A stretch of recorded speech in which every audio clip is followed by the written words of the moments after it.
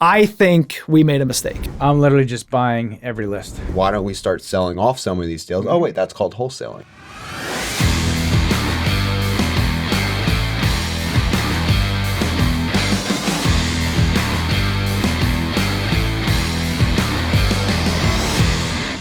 Welcome back to our 4-part series with Bob LaChance. This is part 3. And just remember, if you haven't seen part 1 and 2, they are also on our YouTube channel. A lot of great content. So with that, let's dive in.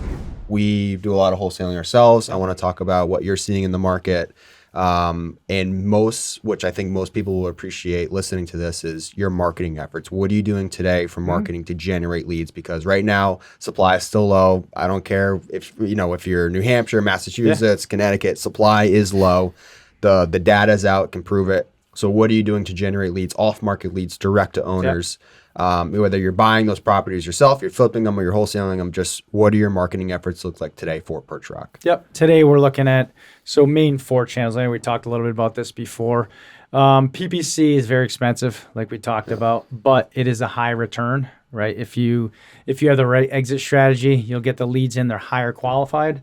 Then you also have direct mail, which we also talked about, which is, again, higher cost, but when they call in, we send the mail out, they call in, different type of lead.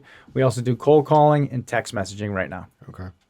Who do you use for postcards? Like, is there a service that you use? Yeah, we do. I don't know the name of it. Adam actually your partner heads it up. Yep. He heads it up. I know the guy's name is Corey Meeker. I forgot what company because I think they got bought out. You can look him up. They got bought. Yeah, check him out. He's great. He's awesome. But we were talking before, I think the 2 most profitable or most success that you've had is cold calling and texting. Yep. Right? Okay. Because we use my virtual assistants, and they're trained on exactly what we do and how we do it, and the behind the scenes of what type of lead we want. So we really, really hone in on that, and it's been worked out great. So you were saying you have about 20 on your team or so. Mm-hmm. I imagine not all 20 are just cold calling all day. No, we have, and again, I might be off by a couple. I think combined we probably have 12, maybe 6 and 6. Wow. I think, or 6 and 8. Wow. 6 text messages or an 8. I don't know the exact number. Again, I got to check. But it's 8. That's 8 times essentially what we're doing right now. Yeah. We have a call center that they're making calls on the list that we give them. But then Judith, our VA, once the lead comes in, she will kind of categorize it and then put it to the right wholesaler to then follow up with. Perfect. So are these 6 or so, or whatever it is, that are doing cold calling, is that like all day? All day. No kidding. All day. Wow. Yeah. So you obviously have a very big list of people to call. So we're not only in Connecticut, we're also Massachusetts, Pennsylvania. Last year we did, we were in Florida, Georgia, Arkansas, Alabama, North Carolina. So not only this state. No kidding. I'm fortunate, obviously, because I have a virtual assistant company to be able to expand. And we have our in-house team. We're at 6 sales guys, 6 closers. Wow. So we're our in-office, we have a director of ops. We have 6 closers. We have 2 disposition. So we have a pretty good team in-house. So I want to ask you this because we still haven't figured it out. So we're in the mindset where a deal comes in, you have a wholesaler that works with you. Do you give them the responsibility of both disposition and acquisition? Meaning acquisition being once the lead comes in, they're making that human call, we'll say. Not that any VA isn't human, but that in-person call to try to close the deal to get that contract signed. And then they're also in charge of dispoing it, doing your marketing blast, getting the buyer. Or are you splitting that role out to 2 different people? So I'll break it up very easy. So we have our lead generation, it's called our VA team. So they drive the lead to our sales floor. Got it. So that's what we call our acquisition team. Our acquisition team, their job is to get under contract and figure out what the exit strategy is. Once we do that, then we pass it off to our dispo team. So you do pass it off? We do. Okay. Yep. But we do have some acquisition that actually play both sides of it, depending on where it is. But we have that strategically done for a reason. So you can do that, but it is better if you separate them, but you can do that. See, devil's advocate, not better to separate that, because if that initial call to that property owner, that direct owner call, here's Ryan's voice if he's on acquisitions, and then it transfers. So Ryan got the deal. Yep. Congratulations. Now it's going over to Mike for dispositions. Well, who the hell is Mike? Right? I've been working with Ryan. just gonna He say has to that. explain that right up front. Say, hey, what we're going to do is we're going to hold your hand throughout the process. We're going to, Mike handles our disposition side, which means the sale of it. So, you have to do a good transition Okay. on that Okay. side. So That's very important. So yeah, that's Ryan's job to make Yep. that transition. Correct. That Mike's going to come in. Yeah.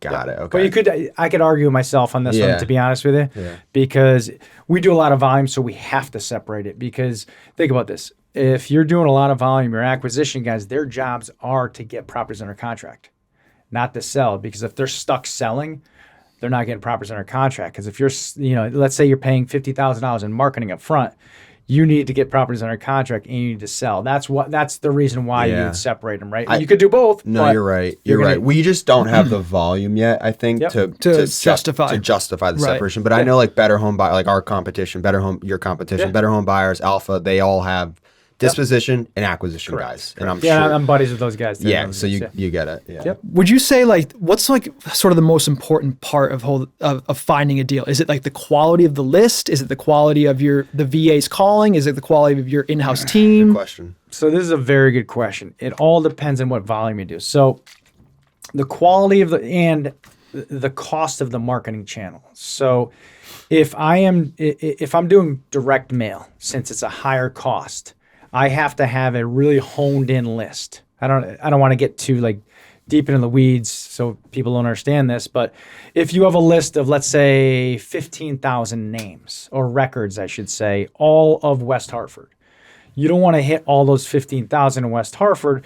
You want to work with a company that could really hone in on the best motivation of that list. So maybe a company could hone in on 5,000 of them, so you just save $10,000 worth of direct mail. I'm calling and texting, I'm hitting everybody. Again, this is just what I do. I know other people may have different strategies because the cost of those two channels are a lot less than the direct mail. Does that make sense? Yeah. Yeah. No.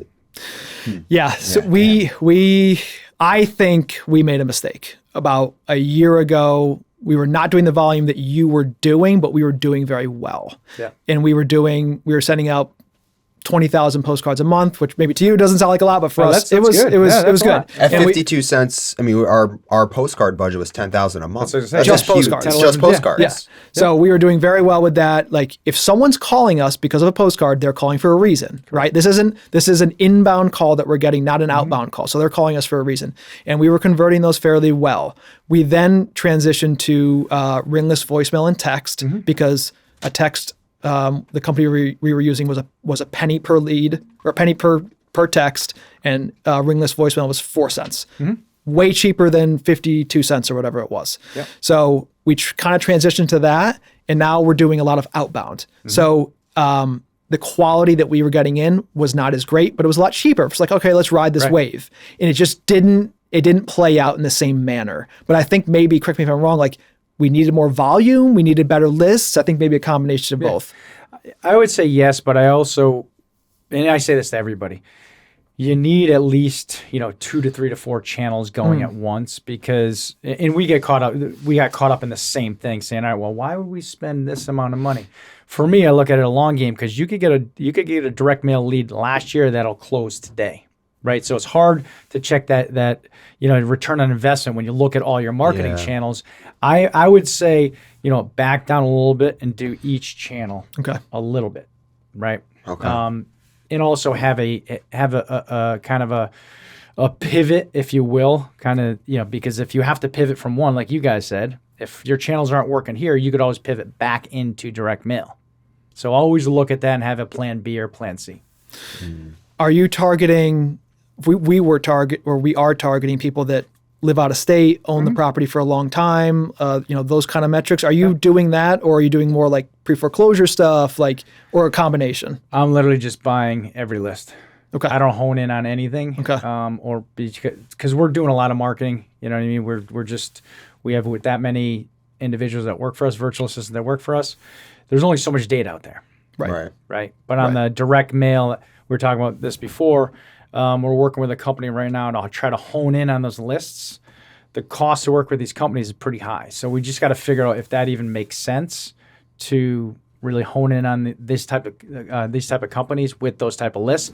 I don't know, but you know, I'm part of masterminds that you hear, you know, a lot of different types of metrics and feedback there. Okay. And are you mostly wholesaling or flipping these Wholesaling. days? Wholesaling. Yeah. Love wholesaling. Yeah, we did buy, like I said, last year. Was it last year? Yeah. We bought, I think we were at 32 doors and we sold them all because of the height of the market. And we're like, all right, if I'm going to make $50,000 on this deal, how long is it going to take me to get positive cash flow of $50,000? We do that We all the time. literally look at that. do that It's all For the me, time. all the it's time. never. All the right? time. Never. Yeah. I know there's tax benefits and blah, blah, blah, but I'm just, you know. Yeah. Oh, I we've mean, been down that road. originally got started in I mean, we didn't know really wholesaling at the time, but we got started in like, all right, let's do this to find more deals for ourselves as long-term buy and hold investors. And like, oh shit, like we're coming across a lot of good deals. Like we don't have money. So, you know, we don't have endless money. So why don't we start selling off some of these deals? Oh wait, that's called wholesaling. Right. And then that's kind of how that started for us.